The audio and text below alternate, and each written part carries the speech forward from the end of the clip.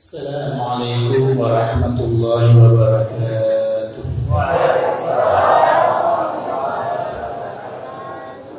Alhamdulillahilladzi arsala rasulahu bil huda wa dinil haqq liyuzhirahu 'ala ad-dini kullihi wa kafa billahi shahida wa kafa billahi wakila. Asyhadu an la ilaha illallah wahdahu la syarika lahu wa asyhadu anna Muhammadan 'abduhu wa rasuluhu sallallahu alaihi wasallam la nabiyya ba'dahu. Alhamdulillah, puji dan syukur kehadirat Allah Subhanahu wa taala yang masih mempertemukan kita di masjid mulia ini di penghujung Ramadan, ketika mungkin orang lain di luar sana sibuk dengan kegiatan lain. Allah masih membuat kita tergerak untuk datang ke tempat ini. Di samping ikhtiar kita, maka itu adalah rezeki yang Allah berikan kepada kita. Maka mari kita syukuri, sebab tidak semua orang yang merasakan nikmat dengan nikmat ini. Mudah-mudahan ketika rasa syukur kita jaga, Allah lebihkan dari apa yang kita rasa pada saat sekarang ini.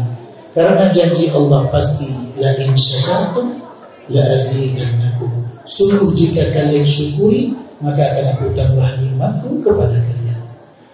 Kemudian serta salam kepada qudwah dan uswah sana kita, yaitu Nabi Muhammad sallallahu alaihi wasallam. Allahumma shalli wa sallim alaihi. Bapak-bapak, ibu-ibu, adik-adik remaja, hadirin hadirat yang dirahmati Allah. Yang saya sampaikan malam ini tidak ada yang baru, akan tetapi dia penting. Bukan sesuatu yang baru, karena setiap waktu Ramadan kita akan bertemu dengan pembahasan kita pada malam ini. Mungkin saja di antara kita ada yang sudah mendalaminya, tapi mudah-mudahan mengingat-ingat apa yang telah kita lakukan sebelumnya, ditambah lagi dengan menghayatinya, akan membuat kita lebih merasakan khusyuk dan indah ketika melakukannya. Bapak Ibu sekalian yang dirahmati Allah, suatu ketika Aisyah radhiyallahu anha, ibunda kita, karena semua istri Nabi adalah ibu bagi kita orang beriman, beliau bertanya kepada Rasulullah SAW, ya Rasulullah, ara'aita law 'alimtu ayya lailatin lailatal qadri ma aqulu fiha. Apa pendapatmu ya Rasulullah, kalau seandainya aku bertemu dengan satu malam itu adalah Lailatul Qadar, apa yang mesti aku lakukan? Bapak Ibu sekalian yang dirahmati Allah, walaupun ada pembahasan ulama yang menarik. Kalau ada malam ganjil di salah satu malam 10 terakhir, letaknya pada malam Jumat, maka kemungkinan malam itulah Lailatul Qadar. Kalau kita lihat tadi malam ke-23, karena tidak ada perbedaan antara kita dengan yang lainnya dalam menetapkan awal Ramadan tahun ini. Sampai ke Arab semua sama, yaitu pada sekarang tadi malam ke-23. Dan hari ini dan tadi adalah hari Jumat.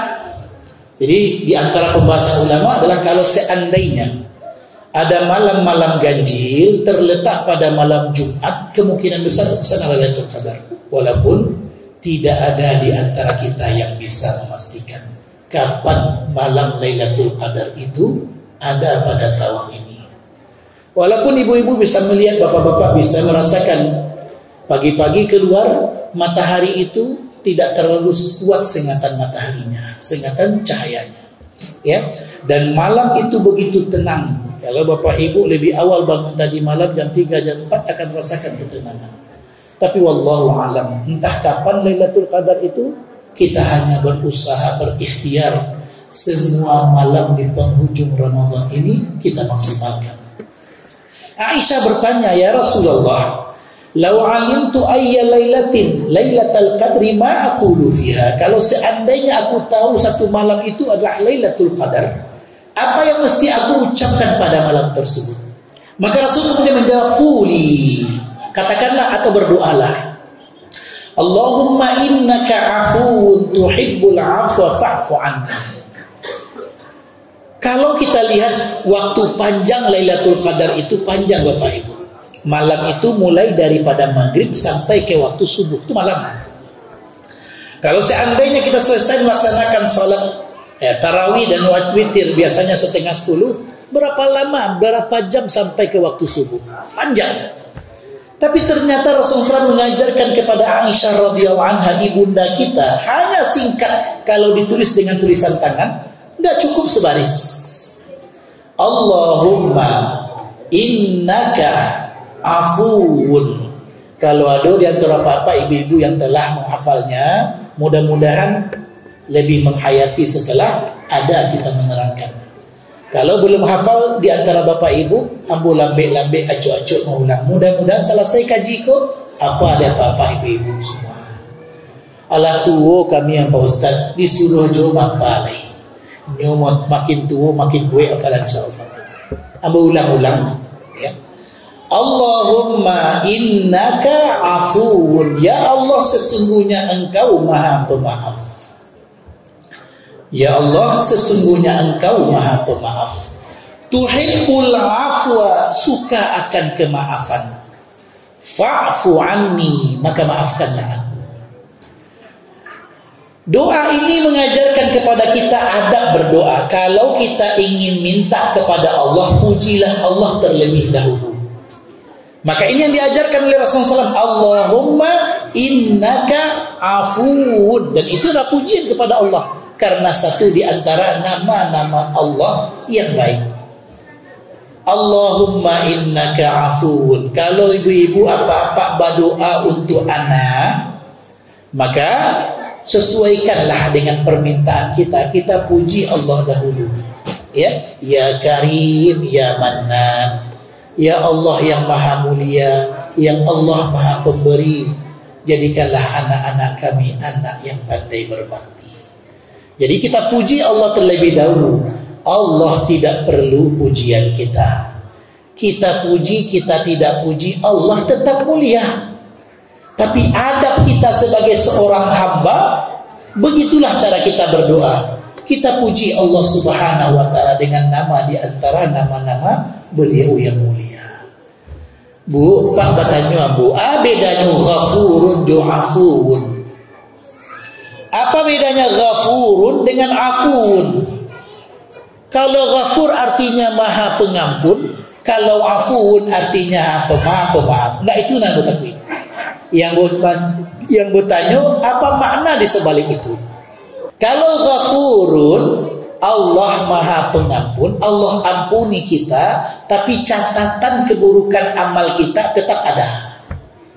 Ya, misalnya kita melakukan apapun keburukan, di catatan amal buruk tetap ada, di catatan amal baik tetap ada.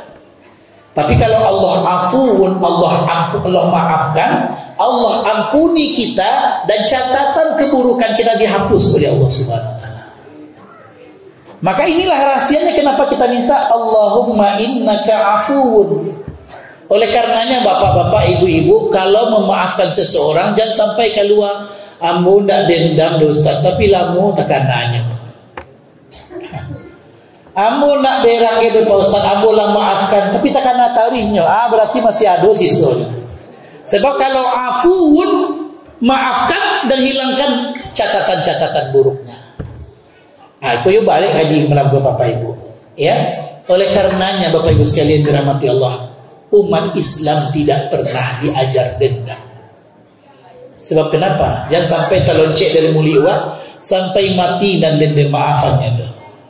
Ya, kalau boleh hamba mengucap Bapak Ibu sekalian dirahmati Allah, lapek nan lama di ibu-ibu. Lapek sakan atau lapek bugi? Lapek bugi. 3 hari nan lalu ibu-ibu membuat lapek bugi lama. Be apa-apa dimakan lapek bugi ko lama. Takana beko sesudah tarawih dimakan, dimasukkanlah dalam plastik, diletakkan dalam saku Sarawak. Sebab kalau tinggal di rumah habisnya. Dimasukkanlah kan dalam saku Sarawak, lalu kemudian lupa kiranya lah 3 hari lapek bugi ko dalam saku Sarawak. Kira-kira baunya Bu. Lain baunya Pak? Lain, lama mana baunya? Dek lama baunya, nak namu apa memakai Sarawak itu. Kalau sampah saja kita letakkan di dalam celana kita, lalu bau busuk kita nggak mau makainya, bagaimana hati kalau seandainya dendam ada, bagaimana busuknya hati yang akan kita dapatkan. Oleh karenanya Bapak Ibu sekalian dirahmati Allah, buanglah semua dendam. Sebab umat Islam itu pemaaf. Umat Islam itu diajar untuk mudah memaafkan. Allahumma innaka afuwun tuhibbul afwa. Jangan sampai apa-apa ketika sedang solat, ya, ketika sujud kemudian naik dari sujud langsung katagakan naik lanciri orang di kepala awak. Jangan ditanduan le orang ketika awas lah ada yang balik. Bapak Ibu sekalian dirahmati Allah, dalam solat itu tidak ada kira sengaja Bapak, maafkan salah kalau kan naik kepala awak di orang, ya. Bapak Ibu sekalian dirahmati Allah, tuhibbul afwa. Allah suka akan kemaafan. Kalau Allah suka kemaafan, maka kita mesti menghiasi diri dengan kemaafan. Bu, Pak, kok berang ibu-ibu, kamu berang lah. Bako itu Pak Ustaz, di Minang yang banyak membuat orang bacakan hadiah baradiah itu biasanya pusat. Iya dah Bu. Bako capeknya ibu. Atau pusako kok ado, kadang-kadang pusako tu, kadang-kadang pusako rata. Ya. Bapak Ibu sekalian yang dirahmati Allah, maka disinilah kemudian kita ingat doa ini. Allahumma innaka afuun. Ya Allah, sesungguhnya Engkau Maha Pemaaf.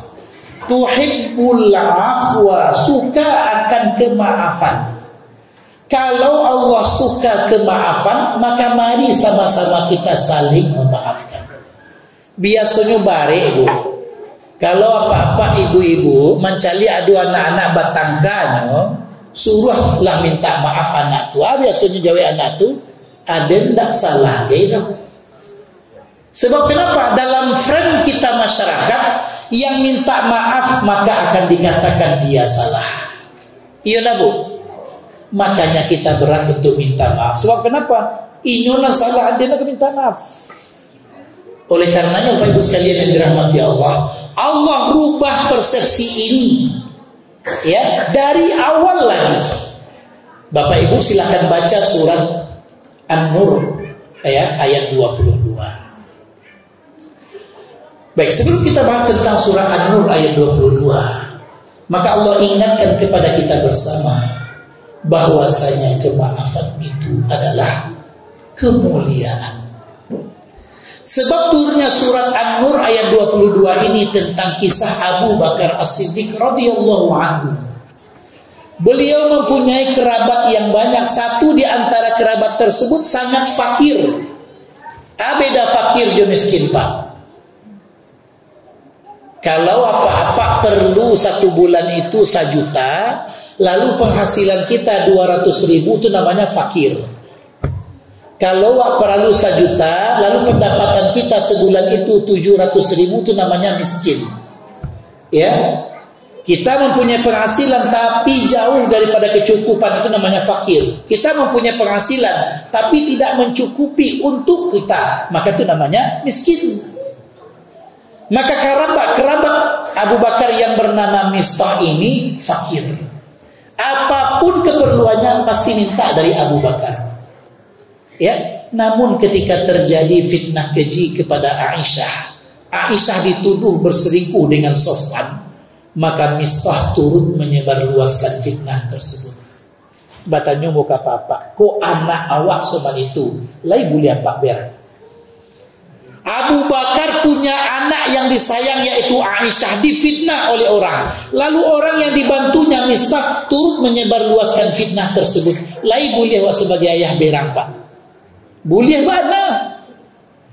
Ayah mana yang tidak akan marah anaknya difitnah oleh orang lain? Tidak ada satupun ayah yang tidak marah. Kok adona ndak berang? Ayolah bedu Pak. Sebab kenapa? Cinta dan sayang membuat kita akan membela orang yang kita sayangi. Maka Abu Bakar bersumpah ndak ka dibantu-bantu Mistah ledo. Lai kesuman itu kerajua papa ibu. Ambo yakin Abu Bakar yang setinggi itu imannya, lalu kemudian mengatakan tidak akan dibantu Mistah lagi. Tapi Allah menurunkan ayat. Islam itu mulia. Islam mengajarkan kemuliaan. Maka turunlah ayat waliyafu waliyasfahu ala tuhibbuna ayyaghfirallahu lakum. Maka maafkanlah dan lapangkan dada untuk memberikan kemaafan. Apakah kalian tidak ingin Allah ampuni dosa-dosa kalian? Jadi ternyata memberi maaf itu membuat dosa kita diampuni oleh Allah. Bapak ibu sekalian yang dirahmati Allah, maka kemudian Abu Bakar membayar kafarat sumpahnya.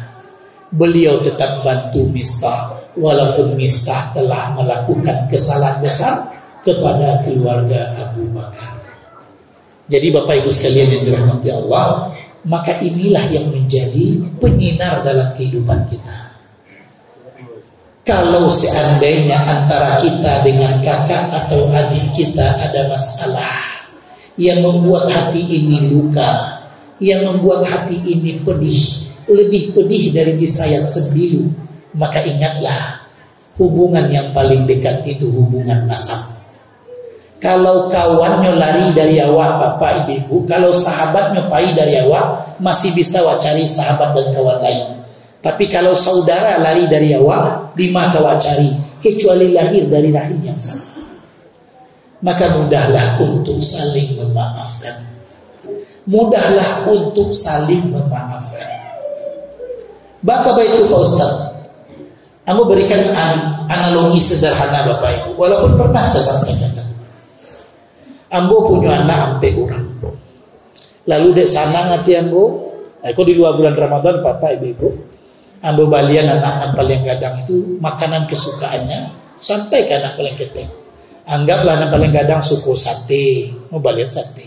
Nan kedua soto, nan ketiga ayam Kentucky, nan keempat pecel ayam. Tapi kok contohnya Bapak Ibu, kok datang Bapak Ibu ke rumah ambo tidak usahlah bawa ibu. Ya, contohnya. Bapak Ibu sekalian yang dirahmati Allah, tiba ambo di rumah, gadang hati anak-anak, nyuka jamutnya bemak. Tapi kecil orang rumput tetangga itu lebih hijau daripada rumput rumah awak. Anak nampak yang ketik nampak dia makanan abangnya. Dia rasa lama lo sate. Batangka lah anak kebaduo karena gara-gara sate. Bapak perasaan apa ibu-ibu rasanya waktu itu. Anak batangka negara makanan wak bau. Kecil ramina. Allah dulu ku makuka sesu. Ya, kok tahu tadi ke batangkan jangan dibalik mana makanan. Ilah dah dulu ke batangkan. Iya. Sebagaimana kita orang tua sedih melihat anak bertengkar satu sama lainnya hanya karena masalah sepele, yakinlah orang tua kita juga sedih melihat kita adik-beradik bertengkar hanya karena masalah sepele. Oleh karenanya Bapak Ibu sekalian yang dirahmati Allah, sepahit apapun kata yang keluar, sepedih apapun kata-kata yang terasa di hati, mereka adalah saudara kita. Kita perlu memaafkan mereka, sebagaimana mereka juga akan memaafkan kita. Sebab Bapak Ibu biasanya bataku itu dua belah tangan. Ya, kok sebelah tangan tak kabar bunyi, do cibolah Bapak Ibu. Dari pagi sampai malam bataku, tapi sebelah tangan tak kabar bunyi gitu. Ya, tapi Bapak Ibu sekalian yang dirahmati Allah, balik wak cerita tadi, anak nan gadang kemudian mengalahnya. Kok niyo dia sate kok makanlah. Jo pecel ayam tu makanlah kan dulu nak ada abang tu. Damai negari. Anak nak lakukan karena paling gadang dia mengalahnya Bapak Ibu.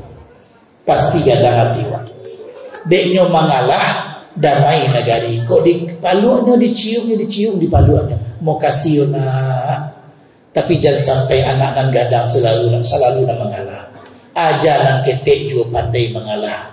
Aja nan tangah juga pandai mengalah. Aja nan gadang juga pandai mengalah. Sebab kenapa? Tidak selalunya yang kecil menang Bapak Ibu. Sebab kalau nan ketek tari na menang, sampai gadang ingin menang tari. Ya, maka ajarlah sekali-kali yang kecil mengalah, sekali-kali yang tengah mengalah, sekali-kali yang besar mengalah.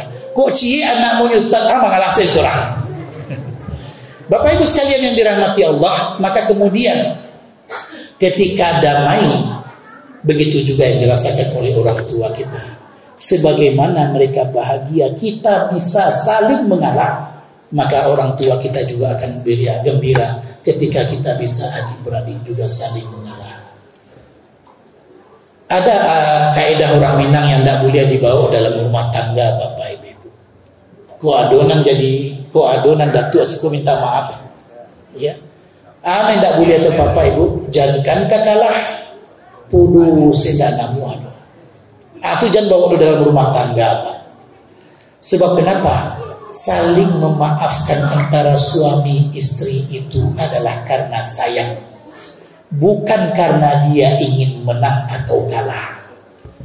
Biasanya orang mengalah dianggap kalah, meminta maaf dianggap kalah, memberi maaf dianggap salah, atau kebalik. Biasanya orang meminta maaf dianggap salah, orang yang memberi maaf dianggap kalah. Tidak. Dalam Islam, siapapun yang memberi maaf dan meminta maaf, maka Allah segerakan ampunan kepadanya. Maka jangan sampai Pak Ustaz, awak-awak mengalah dari Pak Ustaz, dia tidak pernah mengalah. Maka Bapak Ibu sekalian yang dirahmati Allah, semakin sayang dan cinta kita kepada seseorang, semakin mudah kita mengalah untuk orang yang kita cintai. Baik, Allahumma innaka afuwun tuhibbul afwa fa'fu anni, maka maafkanlah aku. Banyak salah yang kita lakukan, banyak khilaf yang kita lakukan, banyak maksiat yang pernah kita perbuat. Maka kita berharap dan bermohon kepada Allah agar Allah ampuni kita dan maafkan kita. Bu, Pak, kalau seandainya dosa yang kita lakukan punya tanda di setiap kening kita, titik kecil saja, saya yakin semua kita keningnya akan hitam. Karena begitu banyak kesalahan dan kekhilafan dan maksiat yang pernah kita lakukan. Oleh karenanya Bapak Ibu sekalian yang dirahmati Allah, maka kita berharap dan bermohon kepada Allah, fa'fu anni, maka maafkanlah diriku. Bapak Ibu sekalian yang dirahmati Allah, jangan lupakan doa ini di waktu-waktu sujud kita. Biasanya pemahaman awak Bapak Ibu, sujud terakhir saja, tidak tepat. Ambo nak mengijian salah, tidak tepat. Sebab kenapa? Hadisnya adalah aqrabu ma yakunul 'abdu 'inda rabbih fis-shalah 'inda sujud fa'akthiru minad du'a. Waktu yang paling dekat seorang hamba dengan Allah ketika salatnya adalah waktu sujud, maka perbanyaklah berdoa. Jadi kalau apa-apa ibu-ibu salat berjamaah, ikutlah imam. Jangan sampai imam lah tagaknya awak sujud jom baca doa boleh dah tuan. Sebab kenapa? Innama ju'ilal imamu liyutamma bih. Sesungguhnya imam dijadikan imam untuk diikuti. Fa idza raka'a farka'u, fa idza kabbara fakabbiru. Jika imam takbir, takbirlah. Jika imam ruku', ruku'lah. Ya, tapi kalau seandainya imam agak panjangnya membaca doa sujud, setelah selesai membaca doa sujud, bacalah Allahumma innaka afuwun tuhibbul afwa fa'fu anni. Kalau seandainya wak solat sunat seorang, maka bacalah doa ini sepanjang dan wak inginkan, bacalah. Sebab kenapa? Kalau wak solat sendiri terserah kita. Allahumma innaka afuwun tuhibbul afwa fa'fu anni. Ya Allah, sesungguhnya engkau maha pemaaf, suka akan kemaafan, maka maafkanlah diriku. Kok misalnya apa-apa ibu-ibu kababuku, ya, alah 10 menit lagi azan maghrib berkumandang, berhentilah aktivitasnya, lalu menghadaplah ke arah kiblat, lalu berdoalah. Dan doa di antara doa yang kita baca adalah Allahumma innaka afuwun tuhibbul afwa fa'fu anni. Sebagian orang menambahnya dengan Allahumma innaka afuwun karimun tuhibbul afwa, seperti doa yang kita dengar tadi. Maka boleh saja. Sebab kenapa? Itu adalah doa, itu adalah permintaan. Tapi Abu lebih suka terikat dengan lafaz hadisnya. Lafaz hadisnya, Allahumma innaka afuwun tuhibbul afwa fa'fu anni. Kalau antara azan dan iqamah, di sana ada petunjuknya. Tinggal berapa menit lagi iqamah akan dilakukan. Kalau lai panjang waktunya setelah masuk salat tahiyatul masjid, salat sunat rawatib, kemudian selesai salat masih ada waktunya, waktu untuk berdoa. Bapak Ibu sekalian dirahmati Allah, itu waktu mustajab. Kalau kamu mau tabialah setelah selesai salat, mau talah panjang. Tapi antara azan dengan iqamah tersebut waktu mustajab. Maka kemudian berdoalah, mintalah kepada Allah. Allahumma innaka afuwun tuhibbul afwa fa'fu anni. Kalau jago ibu-ibu jam 3 onde takana tadi malam habis sambal. Jago ibu agak capek, dimasaklah nasi, dimasaklah sambal. Masih ada waktu sebelum dijagoan anak-anak, maka solatlah kemudian berdoalah dengan doa ini. Allahumma innaka afuwun tuhibbul afwa fa'fu anni. Ya Allah, sesungguhnya Engkau Maha Pemaaf, suka akan kemaafan, maka maafkanlah diriku. Assalamualaikum warahmatullahi wabarakatuh.